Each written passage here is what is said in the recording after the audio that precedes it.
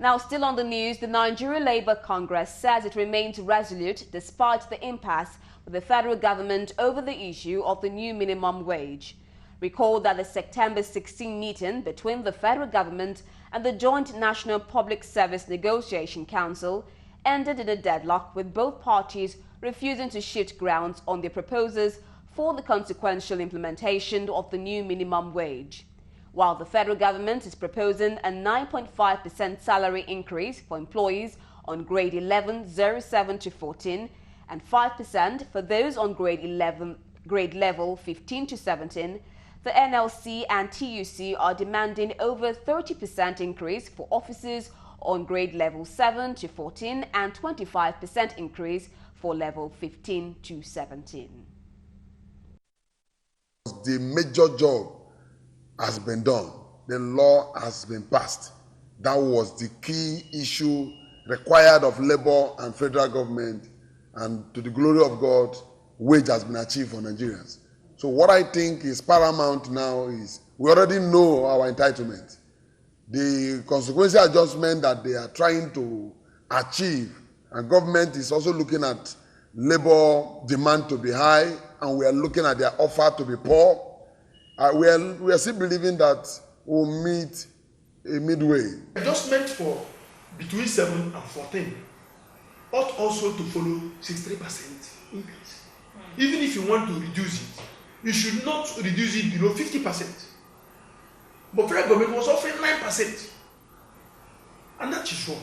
That is ridiculous. That is making a mock of the whole process. Like you find at the end of the day, somebody at grade level 6 may be any more than somebody at grade level 7 or 8 or 9, because he is receiving 63% and this one is receiving 9% or 10%.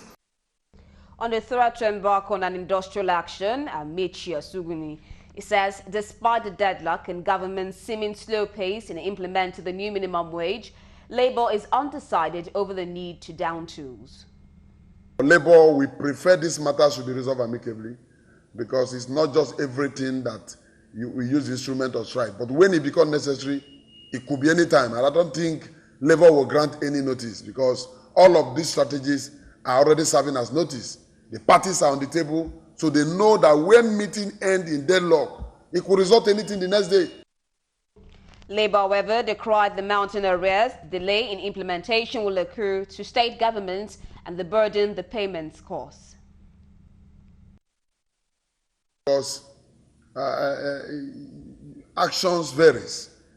In as much as we have the option to take any industrial action that is necessary, it should also be done when necessary.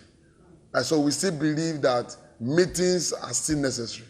And that is why the President of the Nigeria Labour Congress came back yesterday to engage federal government further on the possible way in order to avert huge arrears.